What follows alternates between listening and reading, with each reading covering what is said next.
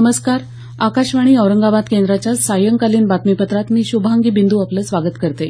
देशातल्या सर्व उच्चपदस्थ व्यक्तींच्या वाहनांवरचे लाल दिवे काढून टाकण्याचा निर्णय केंद्रीय मंत्रिमंडळानं घेतला आहे. या निर्णयाची येत्या 1 मेपासून अंमलबजावणी होईल. मंत्रिमंडळाच्या आज झालेल्या बैठकीनंतर केंद्रीय परिवहन मंत्री नितीन गडकरी यांनी ही माहिती दिली. आपल्या वाहनावरचा दिवा काढून टाकणारे गडकरी हे पहिले केंद्रीय मंत्री ठरले आहेत.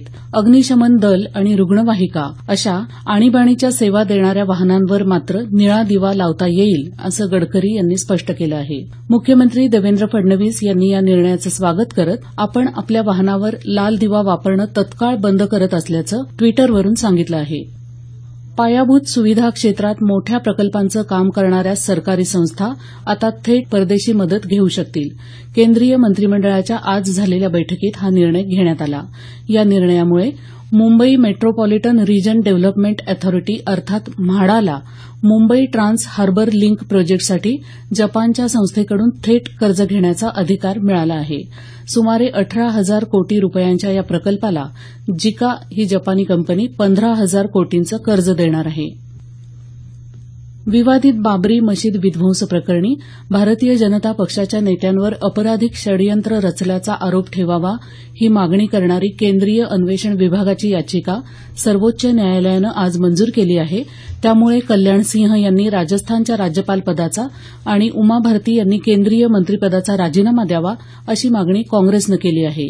या नेत्यांनी राजीनामे न दिल्यास पंतप्रधानांनी त्यांना पदावरून दूर करावं असं काँग्रेस प्रवक्ते राशिद अल्वी यांनी म्हटलं आहे. जलयुक्त शिवार योजनेसह शेततळ्यांची कामं येत्या 2 महिन्यात मिशन मोडवर पूर्ण करण्याचे निर्देश मुख्यमंत्री देवेंद्र फडणवीस यांनी सर्व जिल्हाधिकाऱ्यांना दिले आहेत. मुख्यमंत्र्यांनी आज दूरदृश्य संवाद प्रणालीच्या माध्यमातून जलयुक्त शिवार, मागेल त्याला शेततळं इत्यादी योजनांचा सर्व जिल्हाधिकाऱ्यांकडून आढावा घेतला. त्यावेळी जलयुक्त आणि शेततळे योजनेअंतर्गत कामं मंजूर करण्याची प्रक्रिया तातडीनं पूर्ण करण्यास सांगितलं. पुढील 2 महिन्यांच्या काळात शेती तसंच शेतीपूरक कामांना प्राधान्य देण्याची सूचनाही त्यांनी केली. प्रधानमंत्री आवास योजनेचाही मुख्यमंत्र्यांनी आढावा घेऊन आवश्यक सूचना केल्या. राज्य शासनाचे चित्रपट क्षेत्रासाठीचे जीवनगौरव तसंच विशेष योगदान पुरस्कार आज मुंबईत जाहीर झाले.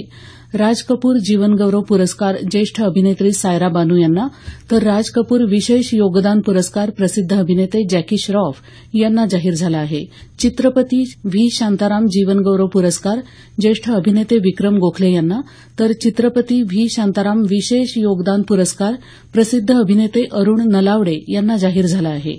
सांस्कृतिक कार्यमंत्री विनोद तावडे यांनी आज मुंबईत ही घोषणा केली. 5 लाख रुपये आणि स्मृतिचिन्ह असं जीवनगौरव पुरस्काराचं स्वरूप असून विशेष योगदान पुरस्काराचं स्वरूप 3 लाख रुपये आणि स्मृतिचिन्ह असं आहे. परभणी महानगरपालिकेच्या आज होत असलेल्या निवडणुकीत बोगस मतदानावरून उमेदवारांमध्ये वाद होऊन हाणामारी झाली. यात 1 जण जखमी झाला. एका प्रभागात गोंधळ घालणाऱ्या काही कार्यकर्त्यांना पोलिसांनी ताब्यात घेतलं. काँग्रेस आणि राष्ट्रवादी काँग्रेसच्या कार्यकर्त्यांमध्ये हाणामारी झाल्याचं आमच्या वार्ताहरानं कळवलं आहे. लातूर इथं मात्र शांततेत मतदान सुरू आहे. लातूर इथं दुपारी 3:30 वाजेपर्यंत सरासरी 39% तर परभणीत सुमारे 43% मतदान झालं. मुंबई नागपूर समृद्धी महामार्ग प्रकल्पाला विरोध करणाऱ्या 42 शेतकऱ्यांच्या नावे कारणे दाखवा नोटिसा बजावण्यात आल्या आहेत. सर्वेक्षण आणि मोजणीत अडथळा आणण्याबद्दल विशेष कार्यकारी दंडाधिकाऱ्यांनी या नोटिसा बजावल्या आहेत. शेतकऱ्यांना वकिलामार्फत आपलं म्हणणं मांडण्यासाठी दंडाधिकारी कार्यालयात हजर राहण्यास सांगण्यात आलं आहे. गोंदिया जिल्ह्यात नक्षलवाद्यांनी पुरून ठेवलेला स्फोटकांचा साठा पोलीस दलानं हस्तगत केला आहे. यामध्ये 3 किलो स्फोटकं, 2 डिटोनेटर, 1 बॅटरी इत्यादी साहित्य आहे. पोलीस कोठडीत असलेल्या एका नक्षलवाद्यानं चौकशी दरम्यान दिलेल्या माहितीवरून श्वान पथकाच्या सहाय्यानं ही स्फोटकं शोधून काढण्यात आली.